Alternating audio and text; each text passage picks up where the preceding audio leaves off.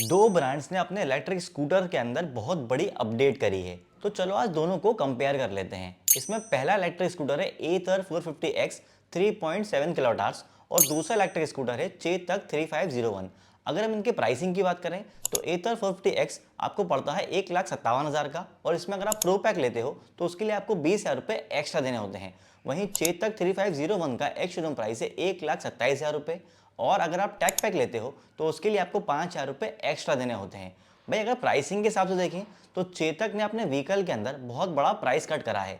जहां पहले चेतक का प्रीमियम मॉडल ऑलमोस्ट 1,50,000 के आसपास आता था, वही इस कॉस्ट को रिड्यूस करके चेतक 3501 जो चेतक का अब टॉप मॉडल है वो 1,27,000 का आ रहा है। एथर की अगर हम बात करें तो उनके व्हीकल के अंदर हमें इतना बड़ा प्राइस कट अभी देखने को नहीं मिला है, और इसी वजह से कुछ सिटीज के अंदर तो एथर 450X 3.7 kilowatt hours pro pack के साथ ऑलमोस्ट 2 लाख के आसपास पड़ता है। अगर हम प्राइस के हिसाब से कंपेयर करें तो यहाँ पे चेतक एक ज्यादा बेटर और अफोर्डेबल ऑप्शन बनता है। अब देख लेते हैं कि इस प्राइस रेंज के अंदर ये ब्रांड्स आपको क्या क्या फीचर्स ऑफर कर रहे हैं।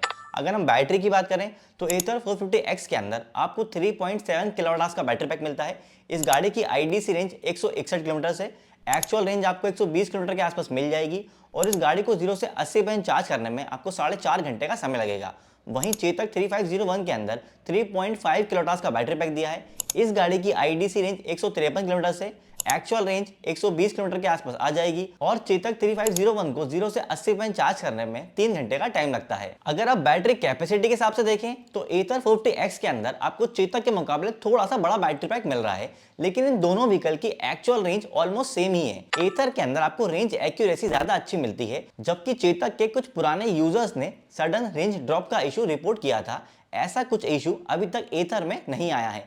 अगर मैं आपको आसान भाषा में बताऊं तो एथर के डैशबोर्ड पे अगर आपको 15 किलोमीटर का रेंज शो कर रहा है तो आपको 15 किलोमीटर या फिर उससे ज्यादा की रेंज मिलेगी ही। एक और डिफरेंस है दोनों ही इलेक्ट्रिक स्कूटर के अंदर, वो है पोर्टेबल चार्जिंग टाइम को लेके।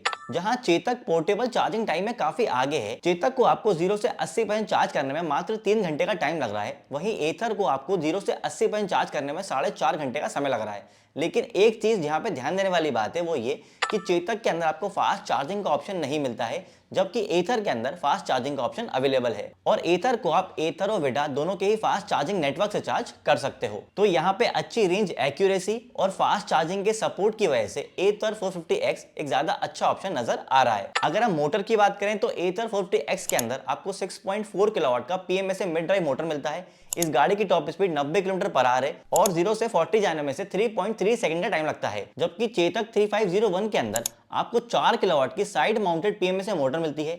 इस गाड़ी की top speed 73 kilometre per hour है, और 0 से 40 जाने में से 4.8 सेकंड का टाइम लगता है। भाई एथर 450X एक परफॉर्मेंस ओरिएंटेड इलेक्ट्रिक स्कूटर है, इसलिए यहाँ पे ये हर चीज में चेतक से आगे है।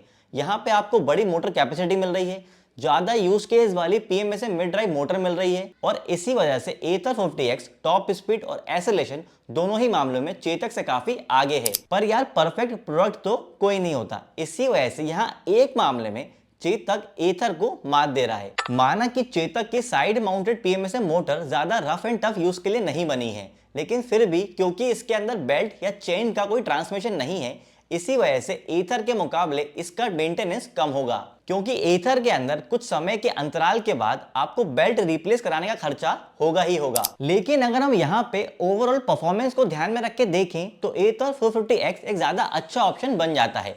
अब बात कर लेते हैं बूट स्पेस की। एथर के अंदर आपको 22 लीटर का बूट स्पेस मिलता है, जबकि चेतक के अंदर आपको 35 लीटर का बूट स्पेस मिलता है। भाई यहाँ पर एक बहुत बड़ा डिफरेंस है। पहले एथर 450 सीरीज और चेतक की लाइनअप के अंदर जो बूट स्पेस आ रहा था वो ऑलमोस्ट सेम ही था, पर जब से चेतक ने अपनी बैटरी की प्लेसिंग को चेंज किया है तब से इनके बूट स्पेस में काफी इंप्रूवमेंट आ गया है, और अब ऑफिशियली चेतक का बूट स्पेस एथर की रिस्टा से भी ज्यादा हो गया है। और इसके अलावा चेतक में आगे ग्लव बॉक्स का ऑप्शन भी मिलता है, जिसमें आप छोटा मोटा सामान रख के इसे लॉक भी कर सकते हो। तो यहाँ बिना किसी डाउट के चेतक एक क्लियर विनर है। अब बात कर लेते हैं कर्व वेट की। एथर का कर्व वेट 111.6 kg है, जबकि चेतक का कर्व वेट 129 kg है। एथर के अंदर मजबूत एल्यूमिनियम और अलॉय चेसी का यूज होता है, जिसकी वजह से इसकी बिल्ड क्वालिटी बाकी मार्केट में अवेलेबल स्कूटर से काफी ज्यादा अच्छी है। पर चेतक के अंदर मेटल बॉडी आती है, जिस वजह से इसकी बिल्ड क्वालिटी एथर से भी अच्छी है। और अगर आपको ये लगता है कि भारी होने की वजह से आपको चेतक चलाने में कोई दिक्कत आएगी, तो ऐसा बिल्कुल नहीं है। तो यहाँ पे स्ट्रॉन्ग बिल्ड क्वालिटी की वजह से चेतक एक क्लियर विनर है। अब बात कर लेते हैं टायर, ब्रेक्स और सस्पेंशन की। एथर के अंदर फ्रंट में आपको 12 इंच का अलॉय व्हील मिलता है, डिस्क ब्रेक मिलता है, टेलीस्कोपिक सस्पेंशन मिलता है और रियर में 12 इंच का अलॉय व्हील मिलता है, डिस्क ब्रेक मिलता है और मोनोशॉक सस्पेंशन मिलता है। जबकि चेतक के अंदर फ्रंट में आपको 12 इंच का अलॉय व्हील मिलता है, डिस्क ब्रेक मिलता है, single side leading link suspension मिलता है और रियर में 12 इंच का अलॉय व्हील मिलता है, ड्रम ब्रेक मिलता है और सिंगल साइड सस्पेंशन मिलता है। देखो, दोनों ही ब्रांड्स आपको अलॉय व्हील्स ऑफर कर रहे हैं, लेकिन ब्रेकिंग और सस्पेंशन के मामले में एक बहुत बड़ा डिफरेंस है।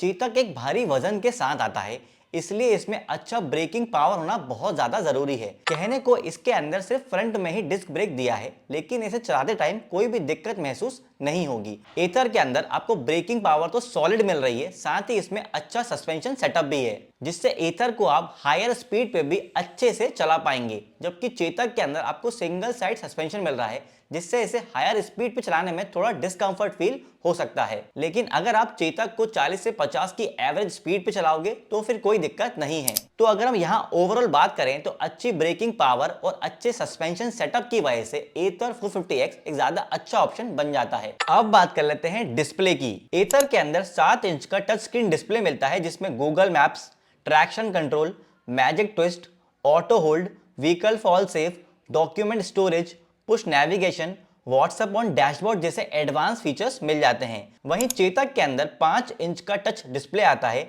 जिसमें Mappls navigation, adjustable sensitivity, document storage, speed lock, hill hold, remote immobilisation, over speed alert, geo fencing और एक्सीडेंट डिटेक्शन जैसे फीचर्स मिल जाते हैं। दोनों ही व्हीकल्स के अंदर आपको टच स्क्रीन डिस्प्ले मिल रहा है। चेतक के अंदर आपको थोड़ा छोटा डिस्प्ले मिल रहा है, लेकिन चेतक ने यहाँ पे बहुत ही प्रैक्टिकल और यूजफुल फीचर्स ऑफर कर दिए हैं। दूसरी तरफ एथर के अंदर आपको बड़ा टच स्क्रीन डिस्प्ले का बेनिफिट मिल जाता है और प्रैक्टिकल और इनोवेटिव फीचर्स के मामले में तो भाई एथर सबसे आगे है, क्योंकि यहाँ पे आपको बहुत सारे सेफ्टी फीचर्स भी मिलते हैं। तो यहाँ पर मैं चेतक को कुछ नया ट्राई करने के लिए अप्रिशिएट तो जरूर करूंगा, पर भाई अगर कंपैरिजन की बात है तो यहाँ पे एथर 450X ही विनर है। अब बात कर लेते हैं वारंटी के बारे में। एथर के अंदर आपको व्हीकल और बैटरी के ऊपर स्टैंडर्ड वारंटी 3 साल और 30,000 किलोमीटर की मिलती है। आप बैटरी के ऊपर एक्सटेंडेड वारंटी 5 साल और 60,000 किलोमीटर के लिए ले सकते हो। इसके अलावा बैटरी के ऊपर आप 8 साल और 80,000 किलोमीटर की एक्सटेंडेड वारंटी भी ले सकते हो, पर उसके लिए आपको प्रो पैक भी लेना होगा और साथ में 5,000 रुपए भी एडिशनल देने होंगे। वहीं चेतक के अंदर आपको व्हीकल और बैटरी पे 3 साल और 50,000 किलोमीटर की वारंटी मिलती है। आप 6,000 रुपए एक्स्ट्रा देके बैटरी के ऊपर 5 साल और 70,000 किलोमीटर की एक्सटेंडेड वारंटी ले सकते हो। स्टैंडर्ड वारंटी के मामले में चेतक काफी आगे है, क्योंकि यहाँ पे वो बिना किसी एक्स्ट्रा पेमेंट के ज्यादा किलोमीटर की वारंटी दे रहा है। वहीं एक्सटेंडेड वारंटी के मामले में भी चेतक ही आगे है, क्योंकि यहाँ पे वो कम पैसों में ज्यादा किलोमीटर की वारंटी दे रहा है। लेकिन अगर आप लंबे समय के लिए वारंटी लेने का प्लान कर रहे हो तो वो ऑप्शन इन दोनों में सिर्फ आपको एथर ही दे रहा है। अब बात कर लेते हैं दिल टूटा बाइकर के कंक्लूजन की। इंडिया में इलेक्ट्रिक टू व्हीलर पे काम करने वाला सबसे पुराना ब्रांड एथर है और इसी वजह से हमें इनके व्हीकल के अंदर काफी प्रैक्टिकल, इनोवेटिव, यूजफुल और सेफ्टी फीचर्स देखने को मिलते हैं। वहीं चेतक ने जब से 35 सीरीज को इंट्रोड्यूस किया है, हमें इनके व्हीकल में काफी इंप्रूवमेंट देखने को मिला है। तो अगर आप एक कम बजट वाला, अच्छी रेंज वाला, अच्छे फीचर्स वाला और एक स्ट्रॉन्ग बिल्ड क्वालिटी वाला इलेक्ट्रिक स्कूटर देख रहे हो तो चेतक 3501 को कंसीडर कर सकते हो। वहीं एथर 450X एक परफॉर्मेंस ओरिएंटेड इलेक्ट्रिक स्कूटर है, तो ये उन लोगों के लिए ज्यादा बेटर ऑप्शन है जिन्हें स्पीड, एक्सेलरेशन और एडवांस फीचर्स का शौक है। पर ऐसा नहीं है कि अगर आपको एथर का व्हीकल लेना है तो फैमिली स्कूटर कैटेगरी में आपके पास कोई ऑप्शन ही नहीं है। आप एथर की रिस्टा को कंसीडर कर सकते हो। पर अगर हम अपने कंपैरिजन पे वापस आए तो एथर 450X और चेतक 3501 के अंदर कम बजट के हिसाब से और पूरे फैमिली के यूजेस के हिसाब से चेतक 3501 एक क्लियर विनर है। तो ये तो था चेतक का एथर के साथ कंपैरिजन। अगर आपको इस कंपैरिजन से रिलेटेड कोई भी डाउट है तो कमेंट करके हमसे पूछ सकते हैं और इलेक्ट्रिक गाड़ी के ऐसे ही डिटेल्ड वीडियोस के लिए दिल टूटा बाइकर को सब्सक्राइब कर लीजिए।